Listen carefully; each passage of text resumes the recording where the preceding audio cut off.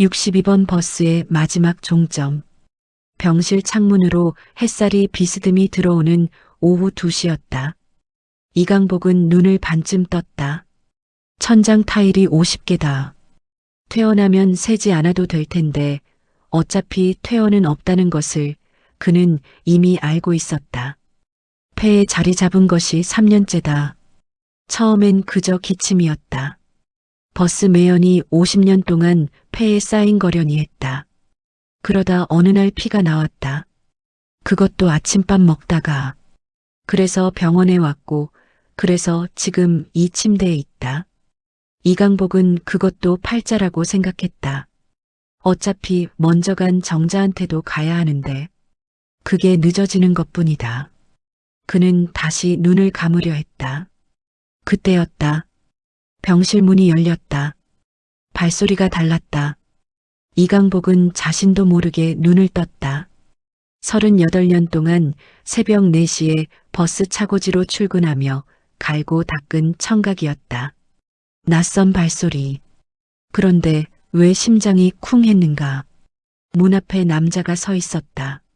50에 가까운 나이였다. 머리카락에 서리가 앉아 있었다. 눈 밑에 주름이 깊었다. 뺨이 반쯤 꺼져 있었다. 이강복은 그 얼굴을 30년 전 마지막으로 봤다. 아들이었다. 이강복은 아무 말도 하지 않았다. 말이 나오지 않는 게 아니었다. 말이 필요 없다고 생각했다. 30년이라는 시간은 설명이 필요한 게 아니라 그냥 그 자체였다. 그는 천장을 바라봤다. 타일이 여전히 50개였다. 그들은 몰랐다. 그 순간이 모든 것의 시작이라는 것을. 드라마를 보시기 전에 구독, 좋아요를 눌러주시면 드라마 제작에 큰 힘이 됩니다. 이강복이 이 병원에 온 것은 2달 전이었다. 동네 의원에서 사진을 찍었더니 원장이 표정을 감추지 못했다. 표정을 감추지 못한다는 것은 감출 게 생겼다는 뜻이다. 이강복은 그것만으로 충분히 알았다. 큰 병원에 가보시는 게 좋겠습니다. 라는 말과 함께 소견서를 받아들고 나오면서 그는 담배 한 개비를 피웠다. 50년 만에 처음으로 담배가 쓴맛이 났다. 시립병원 종양내과 교수는 친절했다. 폐암 3기입니다. 수술은 어렵고 항암 치료를 해봐야 하는데 솔직히 말씀드리면 1년에서 1년 반입니다. 이강복은 그 말을 들으며 창밖을 봤다. 병원 마당에 은행나무가 있었다. 잎이 노랗게 물들어 있었다. 아름다웠다. 그래, 이게 마지막 가을이구나. 그는 그렇게 생각했다. 그리고 항암 치료를 시작했다. 토했다. 머리카락이 빠졌다. 밥맛이 없었다. 그래도 버텼다. 38년 동안 새벽 5시에 일어나 빈속에 핸들을 잡은 사람이었다. 웬만한 것에 쓰러지지 않는다.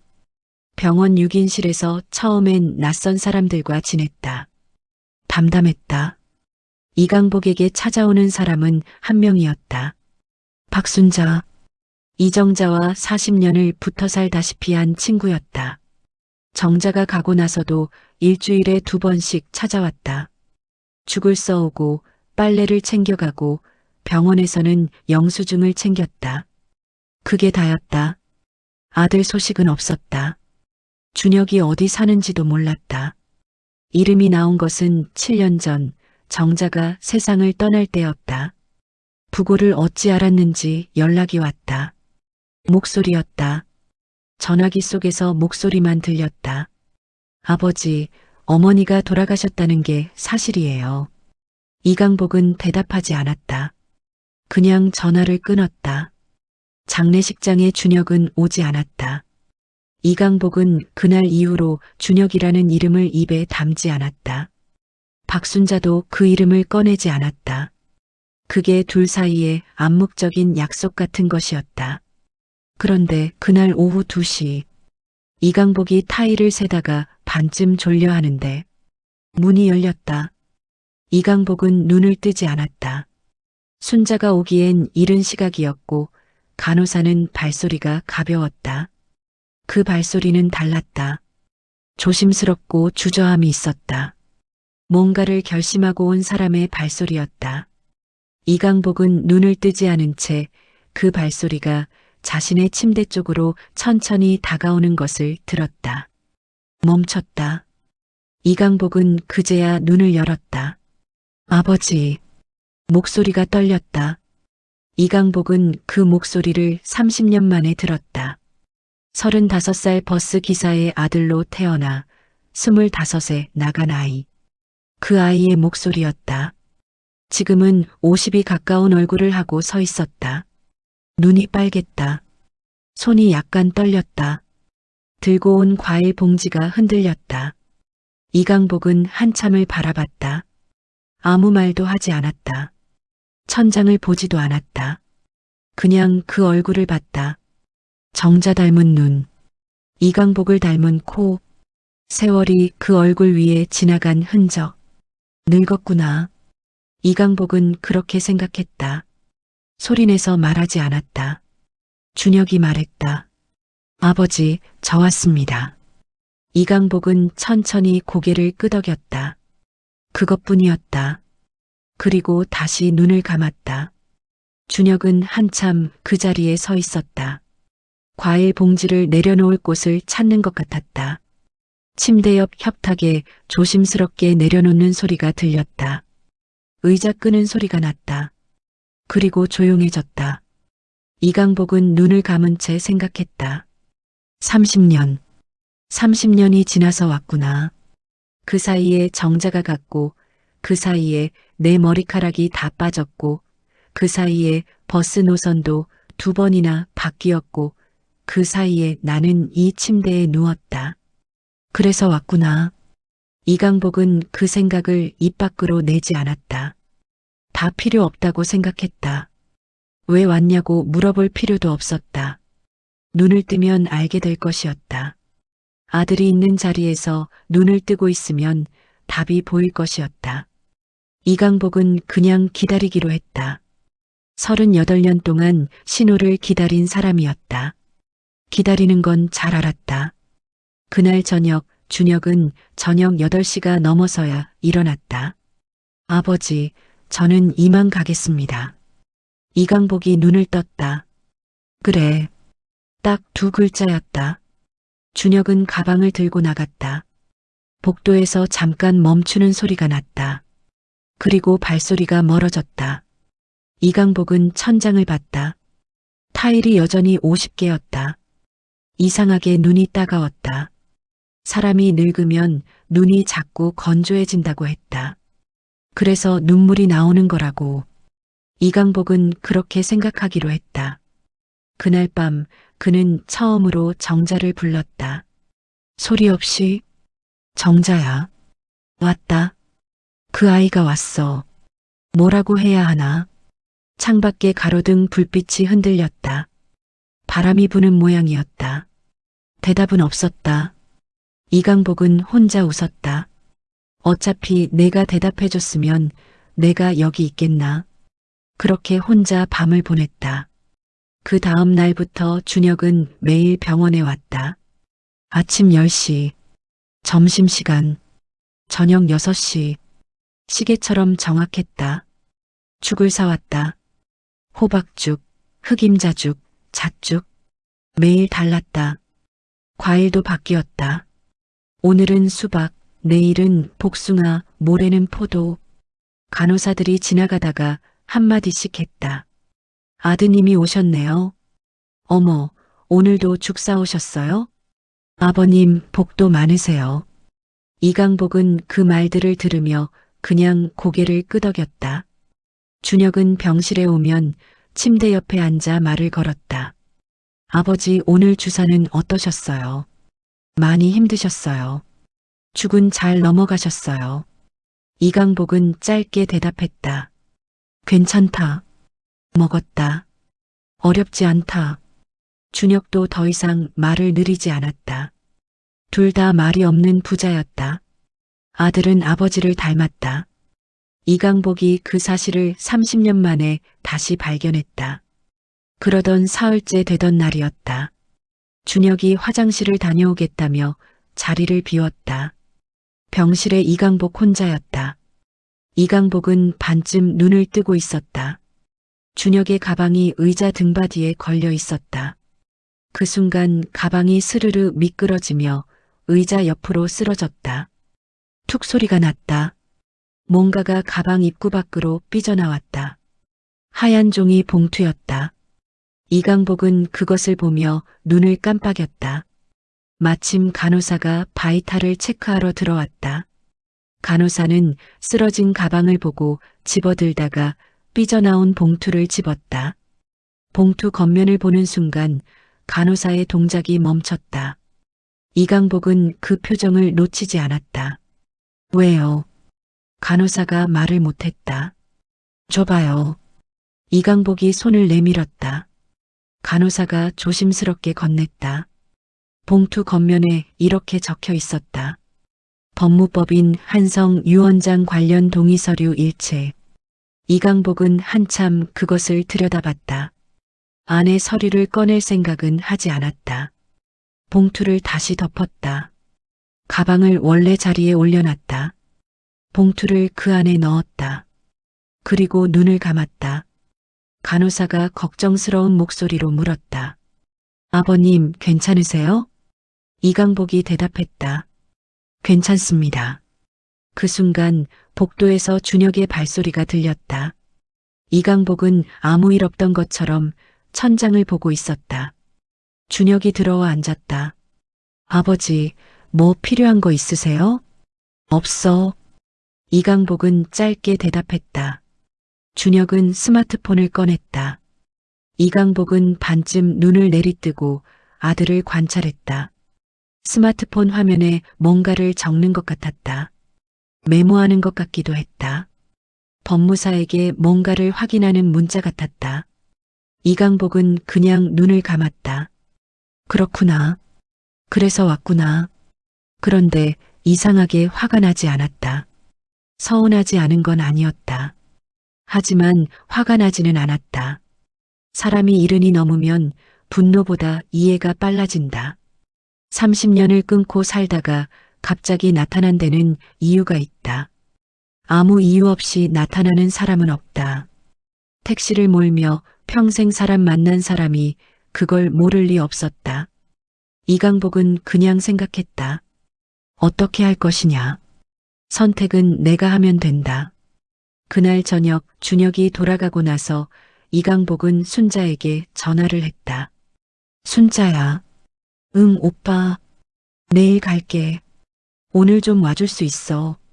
잠시 침묵이 흘렀다. 순자가 낮은 목소리로 물었다. 무슨 일 있어? 왔다. 뭐가? 준혁이.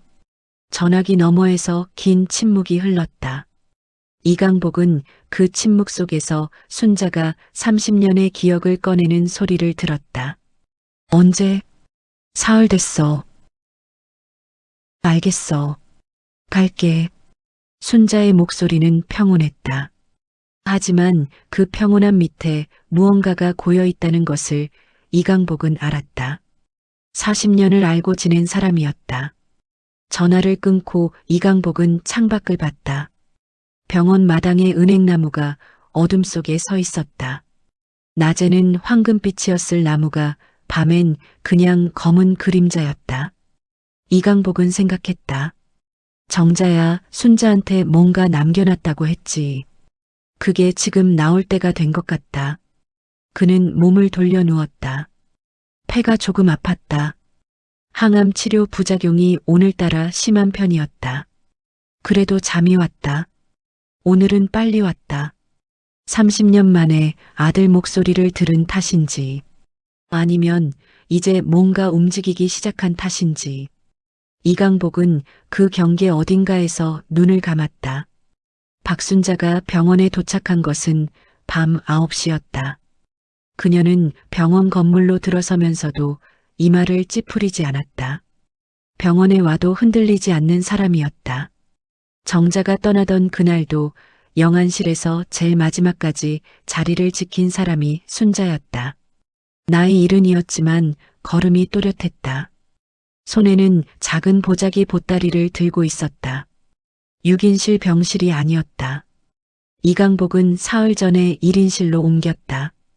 준혁이 원무과에 가서 직접 신청했다. 병실비가 하루에 15만 원이었다. 준혁은 한 달치를 선불로 냈다. 450만 원.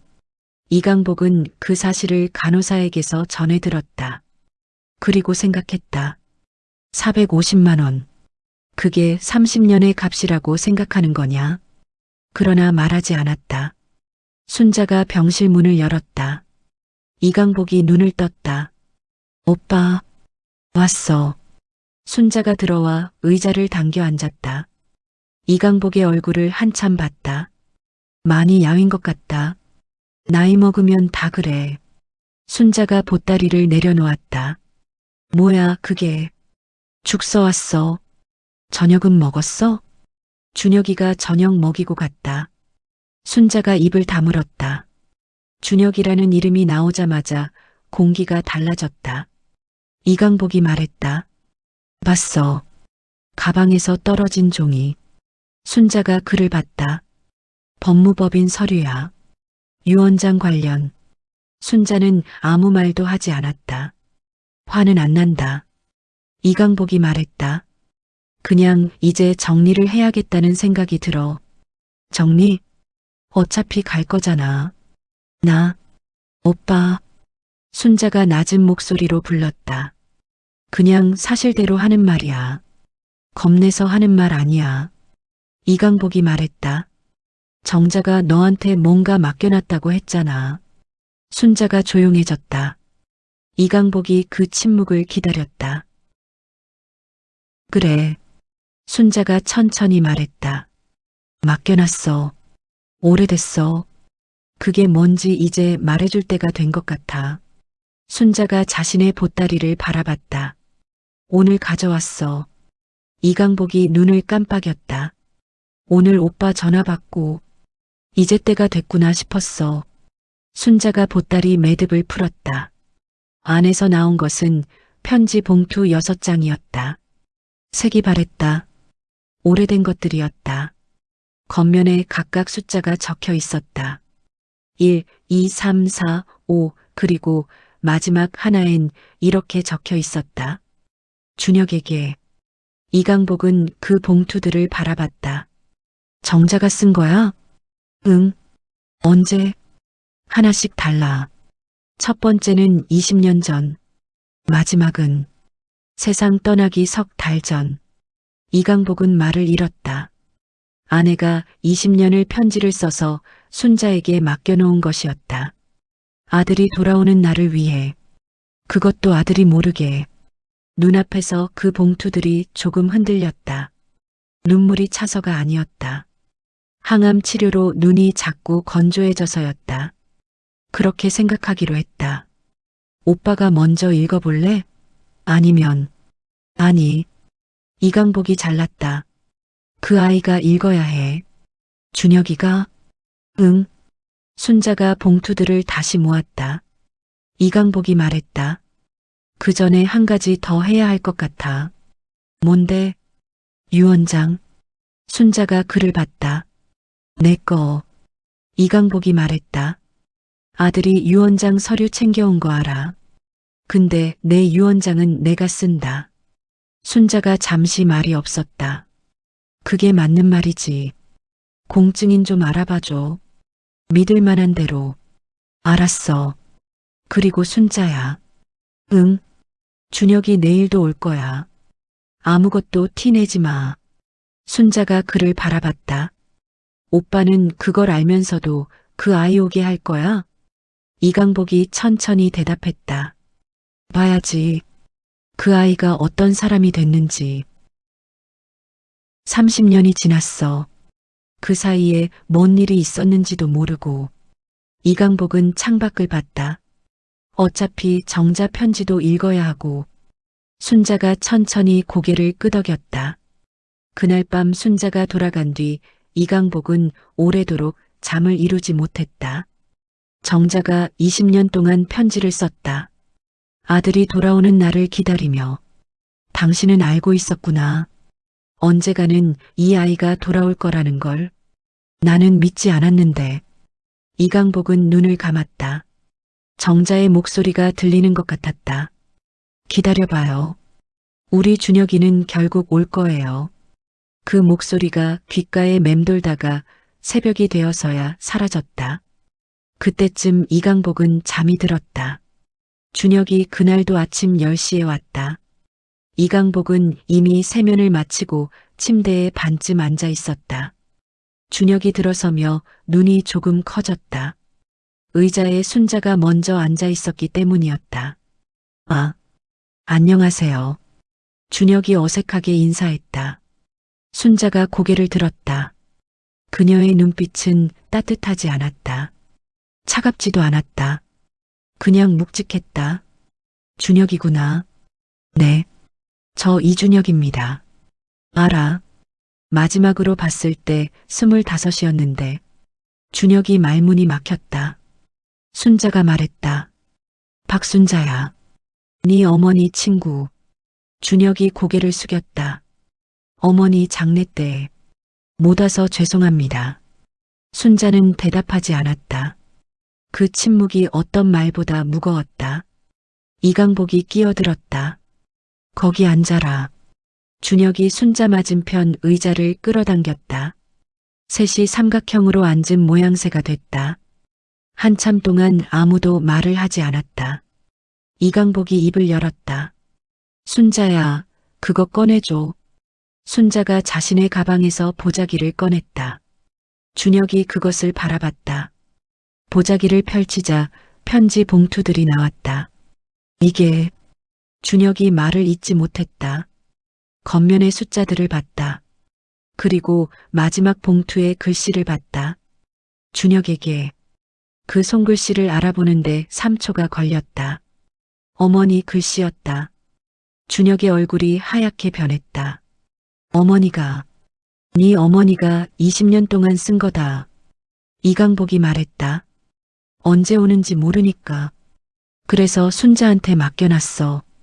준혁이 그 봉투들에서 눈을 떼지 못했다. 손을 뻗어 가장 마지막 봉투를 집으려다가 멈췄다. 제가 읽어도 됩니까? 그러라고 쓴 거겠지. 이강복이 말했다. 준혁이 첫 번째 봉투를 집어들었다. 손이 떨렸다.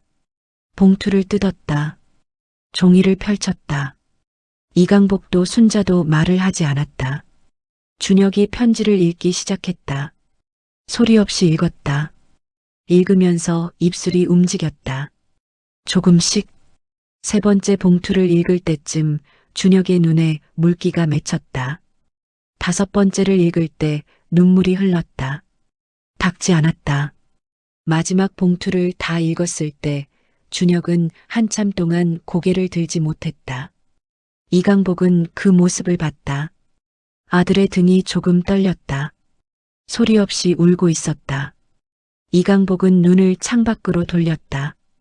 은행나무가 바람에 흔들렸다. 잎이 몇 장 떨어졌다. 순자가 조용히 말했다. 마지막 편지에 뭐라고 쓰여 있었어? 준혁이 목소리를 가다듬으려 했지만 제대로 되지 않았다. 엄마가 아버지한테 잘 해드리라고. 이강복은 창밖을 보고 있었다. 그리고 준혁이 말을 잇지 못했다. 한번 멈췄다가 다시 말했다. 미안하다고. 그때 아버지한테 말 못한 게 있다고. 이강복이 그 말을 들으며 숨을 참았다. 어떤 말을? 준혁이 마지막 편지를 이강복에게 내밀었다. 이강복이 그 종이를 받아들었다. 정자의 글씨였다. 크게 쓴 글씨였다. 나이 들어 눈이 나빠져서 크게 쓴 것 같았다. 이강복은 천천히 읽었다. 여보, 미안해요. 준혁이가 집을 나간 건 당신 때문이 아니에요. 나 때문이에요. 그 아이가 아버지한테 돈 빌려달라고 하기 전에 나한테 먼저 왔어요. 나는 그때 그 아이한테 말했어요. 아버지한테 가봐라. 택시비 아낀 거 좀 모아두셨을 거다. 그 말이 그 아이를 밀어낸 거예요. 나는 알고 있었어요. 그 아이가 왜 나갔는지. 하지만 당신한테 말 못했어요. 미안해요. 이강복은 편지를 다 읽고도 한참을 그 종이를 봤다. 정자야. 그게 너 잘못이 아닌데. 그게 왜 내 잘못이야. 이강복은 그 말을 소리내지 않았다. 준혁이 말했다. 아버지, 저는 그날 밤 준혁이 목이 메었다. 어머니한테 화가 났어요. 아버지도 어머니도 날 믿지 않는다고. 이강복이 아들을 봤다. 근데 그건 내 착각이었어요. 나는 그걸 30년이 지나서야 알았어요. 이강복은 말하지 않았다. 준혁이 말을 이었다. 아버지한테 사죄드릴 자격도 없어요. 저는 그냥 아버지 이제 얼마 남지 않으셨다는 걸 알고. 준혁이 멈췄다. 이강복이 그를 봤다. 말해봐. 준혁이 가방을 들었다. 법무법인 봉투를 꺼냈다. 이강복에게 내밀었다. 이게 뭔지 아시죠? 이강복이 고개를 끄덕였다. 법무사한테 부탁했어요. 아버지 재산 정리해 드리려고. 내 재산이 뭐가 있다고. 준혁이 말했다. 아버지, 저는 아버지 재산에 관심 없어요. 이강복이 그를 봤다.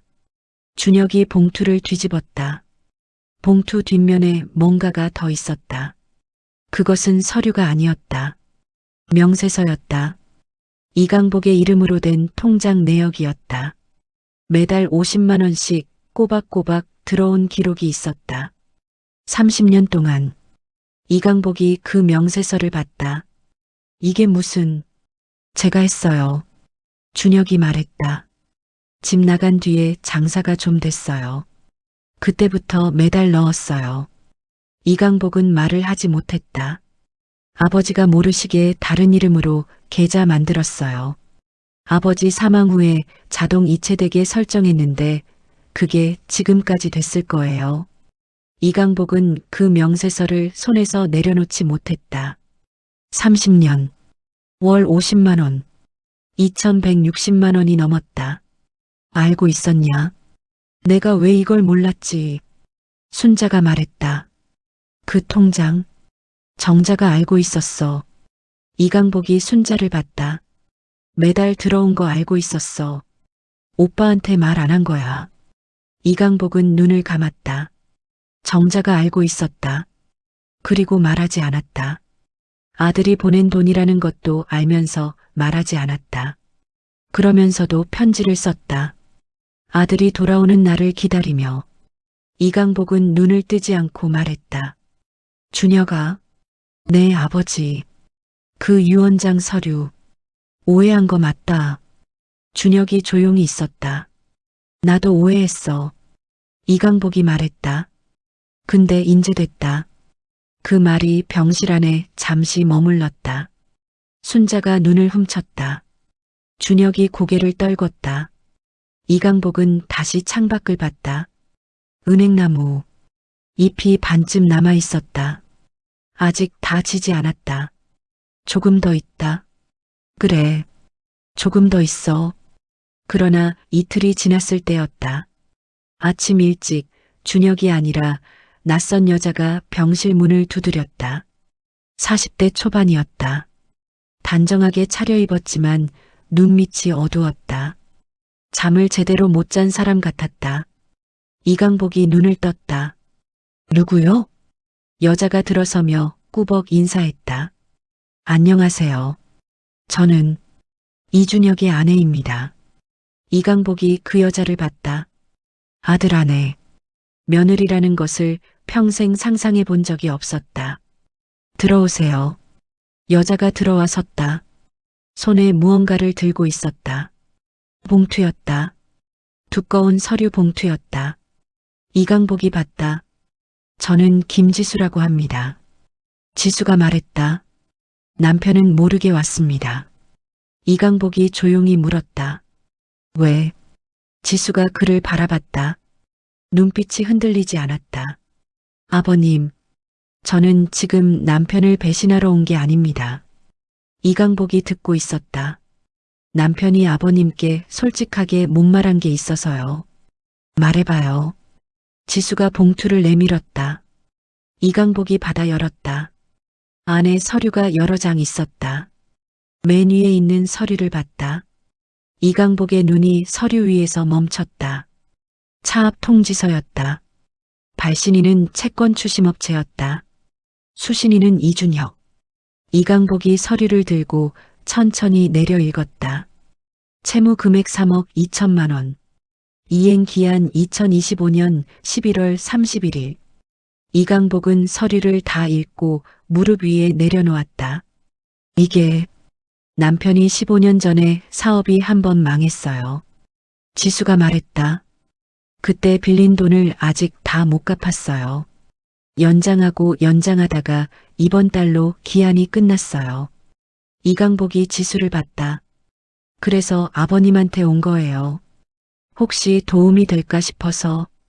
이강복은 말이 없었다. 근데 저는. 지수가 잠깐 멈췄다. 남편이 그걸 아버님한테 말하러 온 게 아니에요. 그 사람은 진짜로 아버님한테 용서받으러 온 거예요. 이강복이 지수를 보는 눈빛이 달라졌다. 아버님, 그 사람이 얼마나 힘들었는지 모르세요. 저랑 결혼하고 나서도 한 번도 아버지 얘기를 안 했어요. 그냥 안 계신다고만 했어요. 이강복은 그 말을 들으며 시선을 창밖으로 돌렸다. 근데 지난달에 아버님이 입원하셨다는 얘기를 어떻게 알았는지. 지수가 말했다. 잠이 없어졌어요. 그 사람이 밥도 잘 못 먹고 그러더니 어느 날 저한테 말했어요. 나 아버지한테 가야 할 것 같아. 이강복이 듣고 있었다. 저는 그냥 가라고 했어요. 늦었다고 하지 말고 그냥 가라고. 지수의 눈에 물기가 차올랐다. 하지만 울지 않았다. 이강복이 천천히 말했다. 그 빚이 이 아이 혼자 진 거요? 지수가 고개를 끄덕였다. 저는 결혼하고 나서야 알았어요. 지금 갚을 능력은요? 지수가 잠깐 입을 다물었다. 지금 당장은 없어요. 집을 팔아야 해요. 이강복은 그 말을 들었다. 집, 아들이 집을 팔아야 한다. 이강복은 무릎 위에 서류를 다시 들었다. 천천히 봤다. 그리고 말했다. 이거 두고 가요. 지수가 눈을 깜빡였다. 아버님, 알겠어요. 이강복이 말했다. 준혁이한테는 말 안 해도 돼요. 내가 할 테니까. 지수가 고개를 숙였다. 감사합니다. 감사는 무슨. 이강복이 말했다. 그 아이 잘 챙겨줘요. 지수가 그를 봤다. 제가 아버님께 할 말은 아니지만. 이강복이 천천히 말했다. 그 아이 오래 혼자 있었어요. 30년 동안. 지수가 고개를 끄덕이며 눈물을 참았다. 이강복은 다시 창밖을 봤다. 은행나무가 거의 다 헐벗어 있었다. 이제 가지만 남았다. 그래도 나무는 서 있었다. 겨울을 앞두고도 뿌리는 땅속에 있었다. 지수가 나간 뒤 이강복은 눈을 감았다. 머릿속에서 계산이 돌아갔다. 38년 동안 버스를 몰았다. 퇴직금과 연금, 그리고 정자가 모아둔 것. 거기에 아들이 30년 동안 넣어준 돈. 그것이 어느 통장에 있는지 이강복은 몰랐다. 하지만 순자가 알 것이었다. 정자가 그 통장도 순자한테 말했을 테니까. 이강복은 생각했다. 내가 쓸 일이 없는 돈이다. 어차피 떠날 사람이니까. 그 돈이 어디 가면 좋을까? 이강복은 눈을 떴다. 창밖에 바람이 불었다. 까지만 남은 은행나무가 흔들렸다. 흔들려도 쓰러지지 않았다. 이강복은 순자에게 전화를 했다. 순자야, 공증인 빨리 불러줘. 언제? 내일 오전. 그렇게 급해? 이강복이 말했다. 급하다. 내가 오래 있을 것 같지 않아.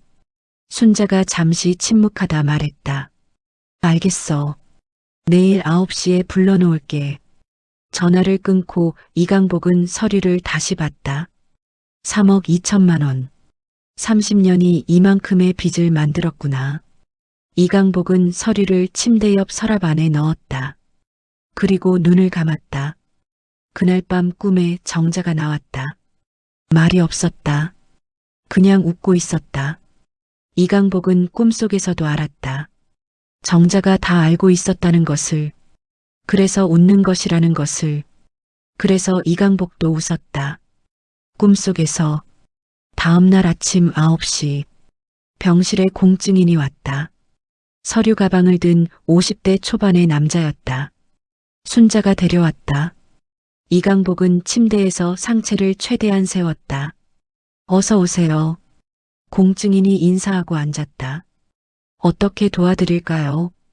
이강복이 서랍에서 꺼낸 메모지를 내밀었다. 공증인이 메모지를 읽었다. 읽으면서 눈썹이 조금 올라갔다. 이렇게 하시겠습니까? 이강복이 고개를 끄덕였다. 공증인이 서류를 꺼냈다. 이강복이 하나씩 읽었다. 서명을 했다.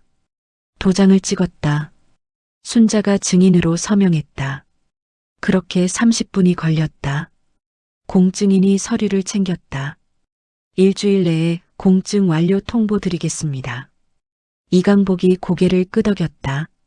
공증인이 나갔다. 순자가 물었다. 다 된 거야? 다 됐어. 준혁이는 언제 알려줄 거야? 이강복이 시계를 봤다. 10시였다. 1시간 후면 오겠지. 순자가 이강복의 손을 잡았다. 오빠, 왜? 잘하는 거야. 이강복이 짧게 웃었다. 모르겠어. 잘하는 건지. 잘하는 거야. 순자가 말했다. 정자도 그걸 원했을 거야. 이강복은 그 말을 들으며 눈을 감았다. 1시간 후 준혁이 왔다. 병실 문을 열고 들어서다가 순자를 보고 멈췄다. 오늘 와 있다는 것을 몰랐던 것 같았다. 안녕하세요. 순자가 고개를 끄덕였다. 준혁이 이강복을 봤다. 아버지. 이강복이 말했다. 앉아라. 준혁이 자리에 앉았다. 이강복이 침대 옆 서랍에서 서류를 꺼냈다. 준혁이 그 서류를 봤다. 지수가 두고 간 것이었다. 준혁의 얼굴이 굳었다. 아버지, 이게 어떻게? 지수가 왔더라. 준혁이 말을 잃었다. 이강복이 말했다. 그 며느리 좋은 사람이다. 준혁이 고개를 떨궜다. 아버지한테 숨긴 거 죄송합니다. 숨겼다기보다는 못 말한 거겠지. 이강복이 말했다. 근데 이제 말해야 할 게 있다. 준혁이 고개를 들었다. 이강복이 공증 서류 사본을 꺼냈다. 준혁에게 내밀었다. 준혁이 서류를 받아들었다. 읽기 시작했다. 읽다가 손이 떨리기 시작했다. 이강복은 그것을 바라봤다. 준혁이 서류를 읽으면서 눈물이 났다. 준혁 앞에 서류에는 이렇게 적혀 있었다. 유언 공증 내용 요약. 재앙 정기예금 잔액 전액이억 4,300만 원 채무 변제 명목으로 이준혁에게 재앙 부동산 수익 적립금 7,200만 원 손녀 이서연 학업 장학금. 재앙 나머지 일체의 재산 관리 권한 박순자에게 위임. 준혁이 서류를 다 읽고 고개를 들지 못했다. 어깨가 흔들렸다. 소리 없이 울었다. 이강복이 말했다. 그 빚 갚아라. 준혁이 고개를 들지 못했다. 집 팔지 않아도 된다. 이강복이 말했다. 나머지는 순자 언니한테 물어봐라. 그 아주머니가 다 알아. 순자가 눈을 훔쳤다. 준혁이 겨우 말했다. 아버지, 저는 됐어. 이강복이 잘났다. 부드럽게 됐다고. 준혁이 바닥을 봤다. 눈물이 뚝 떨어졌다. 이강복은 그것을 보며 창밖을 봤다. 은행나무가 서 있었다. 잎이 거의 다 졌다. 까지만 남았다. 그래도 나무는 서 있었다. 겨울을 버텨낼 것이었다. 봄이 오면 다시 잎이 날 것이었다. 이강복은 그것을 알았다. 자신이 그 봄을 볼 수 없다 해도 나무는 자랄 것이었다. 그것으로 충분했다. 그날 오후였다. 병실 문이 다시 열렸다. 이번에는 아무도 예상하지 못한 사람이었다. 17살짜리 소녀였다. 커다란 배낭을 메고 있었다. 왼손에 스케치북을 들고 있었다. 이강복은 그 아이를 처음 봤다. 한 번도 본 적이 없는 얼굴이었다. 그런데 왜 낯설지가 않았다. 정자 눈이었다. 준혁 코였다. 그리고 이강복의 인매였다. 여기가 할아버지 방이에요? 소녀가 말했다. 목소리가 맑았다. 이강복이 말을 하지 못했다. 준혁이 뒤따라 들어왔다. 서연아, 아버지, 제 딸이에요. 이강복이 그 아이를 봤다. 손녀였다. 이서연. 유언장에 이름을 적었는데 한 번도 본 적 없는 아이. 그 아이가 지금 병실 문 앞에 서 있었다. 서연이 들어오며 말했다. 할아버지, 저 서연이에요. 그 말이 이상하게 가슴에 박혔다. 할아버지. 그 말을 난생 처음 들었다. 이강복이 말했다. 왔구나. 서연이 들어와 침대 옆에 섰다. 이강복을 내려다봤다. 그 눈빛이 또 정자를 닮았다. 걱정하는데 걱정한다는 표현을 못하는 눈빛. 많이 아파요? 이강복이 말했다. 요즘은 좀 낫다. 서연이 배낭에서 뭔가를 꺼냈다. 롤링된 종이였다. 펼치자 그림이었다. 버스 그림이었다. 파란 하늘 아래 달리는 버스. 앞 유리에 번호판이 보였다. 62번이었다. 이강복이 그 그림을 봤다. 이거 내가 그린 거냐? 서연이 고개를 끄덕였다. 아빠한테 할아버지가 버스 기사셨다고 들었어요. 그래서 그렸어요. 이강복이 그림을 들었다. 손이 조금 떨렸다. 62번. 38년 동안 몰았던 그 버스였다. 경기도 수원에서 서울 사당역까지. 아침 5시 첫 차. 그 버스 핸들을 잡던 손이 지금 이 그림을 들고 있었다. 이강복은 그림을 한참 봤다. 눈이 따가웠다. 건조해서였다. 항암 치료 때문이었다. 그래서였다. 서연이 말했다. 할아버지. 이강복이 눈을 들었다. 저 미술 공부하고 싶어요. 이강복이 그 말을 들었다. 그런데 아빠가 지금 많이 힘들어서. 서연이 말했다. 그냥 아빠 상황 좋아지면 하면 된다고 생각해요. 이강복은 그 말을 들으며 공증 서류를 생각했다. 재양 손녀 이서연 학업 장학금. 이 아이가 그 장학금을 쓸 것이었다. 이강복이 말했다. 서연아. 네. 미술해라. 서연이 눈을 깜빡였다. 아빠 걱정하지 말고. 이강복이 말했다. 할아버지가 생각해뒀다. 서연이 눈이 커졌다. 할아버지. 이강복이 손을 내밀었다. 서연이 그 손을 잡았다. 손이 작고 따뜻했다. 이강복이 생각했다. 이 손이 그림을 그리는구나. 버스 그림을 그리는 손. 62번 버스를 그리는 손. 이강복은 눈을 감았다. 손녀의 따뜻한 손이 그의 손 위에 올려져 있었다. 준혁이 침대 옆에 서 있었다. 순자가 창가에 서 있었다. 병실이 조용했다. 창밖으로 햇살이 들어왔다. 오후의 햇살. 따뜻하고 길었다. 이강복은 그 빛이 눈꺼풀 위로 내려앉는 것을 느꼈다. 다 왔다. 다 왔구나. 정자야. 이강복은 그렇게 생각했다. 그리고 놓지 않았다. 서연의 손을. 그 손을. 그로부터 사흘이 지났다. 이강복은 그 사흘 동안 처음으로 잘 잤다. 항암 치료 부작용이 왜인지 조금 나아진 것도 있었다. 주치의가 말했다. 요즘 표정이 좋아지셨네요. 이강복이 말했다. 그런가요? 의사가 웃었다. 마음이 편해지면 수치가 달라질 때가 있어요. 이강복은 그 말을 들으며 생각했다. 마음이 편해졌나? 모르겠다. 편해졌다고는 못하겠다. 다만 무거운 것이 내려진 느낌은 있었다. 30년. 30년 동안 붙들고 있던 것이 내려진 것. 그게 뭔지는 이름을 붙이기 어려웠다. 미움이라고 하기엔 너무 오래됐고, 그리움이라고 하기엔 너무 낯설었고, 그냥 그것이었다. 30년의 무게. 그것이 내려진 것이었다. 준혁은 그날도 왔다. 이번엔 서연도 함께였다.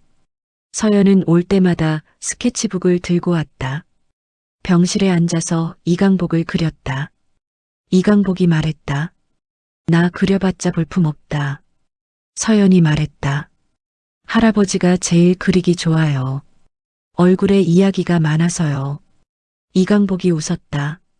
이야기가 많아서. 그래. 이야기가 많긴 하지.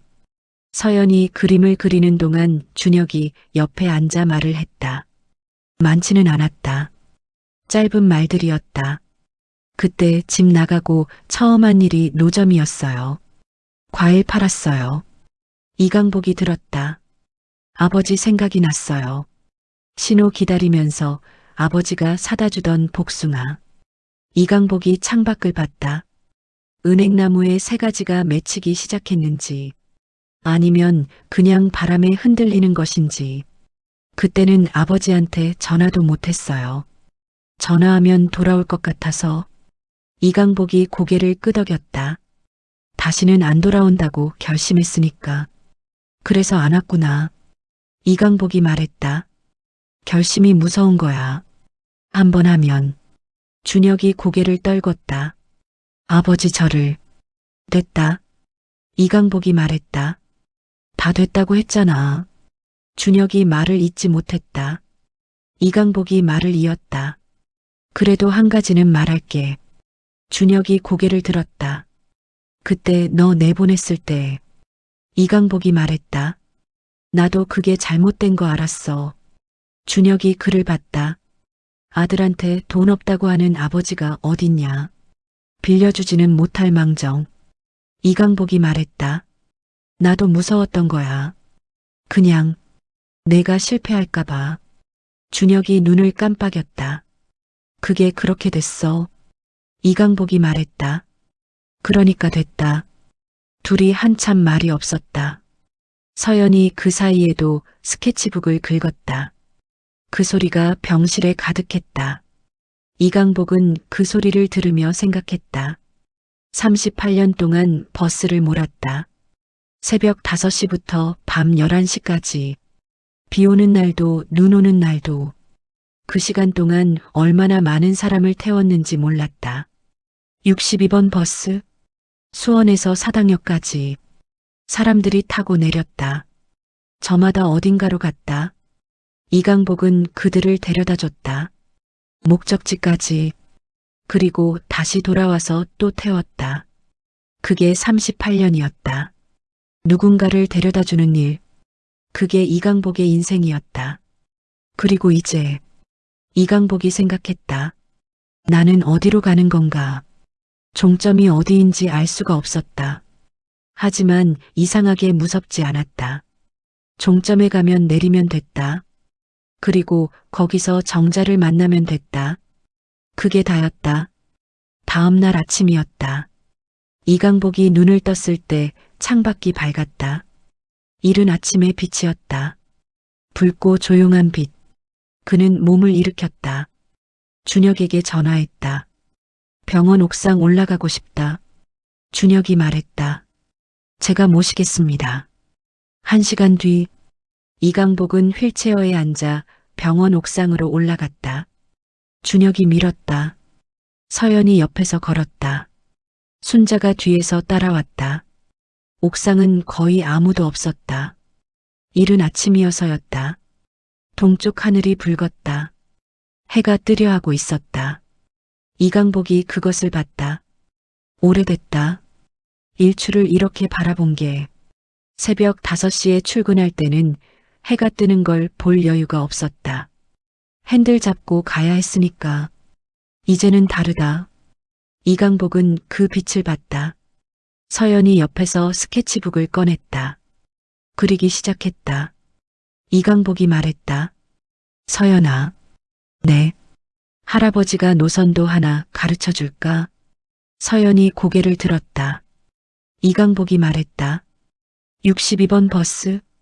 그 버스요? 응. 수원에서 사당역까지. 이강복이 말했다. 그 길에 뭐가 있는지 다 알아. 서연이 스케치북에 지도를 그리기 시작했다. 이강복이 말했다. 수원역에서 출발해서 첫 번째 정류장이 매산로야. 서연이 받아 적었다. 거기서 오른쪽으로 가면 화성이 보여. 이강복이 말했다. 성곽이 새벽에 보면 안개 속에 있어서 진짜 멋있어. 준혁이 그 말을 들으며 눈을 내려봤다. 오목천 지나면 의왕이야. 거기서 포도 파는 할머니가 있었는데. 이강복이 말했다. 겨울에도 나와 계셨어. 모자 쓰고. 순자가 그를 봤다. 이강복이 계속 말했다. 과천 지나면 서울이야. 거기서부터는 막히기 시작해. 서연이 받아 적으며 웃었다. 막히는 구간이 어디예요? 양재부터야. 거기서 사당역까지가 제일 오래 걸려. 이강복이 말했다. 그래도 그 시간이 싫지 않았어. 신호 기다리면서 이것저것 생각할 수 있어서. 서연이 그를 봤다. 무슨 생각을요? 이강복이 웃었다. 별거 없어. 오늘 저녁엔 뭐 먹을까? 서연이 웃음을 터뜨렸다. 준혁도 웃었다. 순자도 웃었다. 이강복이 웃었다. 네 사람이 옥상에서 웃었다. 해가 완전히 떠올랐다. 붉은 빛이 하얀 빛으로 바뀌었다. 화냈다. 이강복은 그 빛 속에서 생각했다. 정자야. 다 왔어. 아들도 왔고, 며느리도 왔고, 손녀도 왔어. 손녀가 그림을 그려. 버스 그림. 62번 버스. 내가 38년 동안 몰던 그 버스. 그 아이가 그림으로 그렸어. 이강복은 눈을 깜빡였다. 눈이 따갑지 않았다. 건조한 것도 아니었다. 그냥 눈물이었다. 그냥 그게 눈물이었다. 서연이 그를 봤다. 할아버지, 우세요? 이강복이 말했다. 바람이 새네. 서연이 웃었다. 바람 안 부는데요. 이강복이 웃었다. 그래. 그러네. 준혁이 이강복 옆에 앉았다. 어깨가 닿을 만큼 가까이. 이강복이 그것을 느꼈다. 아들 어깨. 30년 만에 느끼는 어깨. 크다. 어릴 때는 작았는데. 다 컸구나. 이강복은 그 어깨를 보지 않고 하늘을 봤다. 하늘이 파랬다. 아침 하늘. 가을 하늘.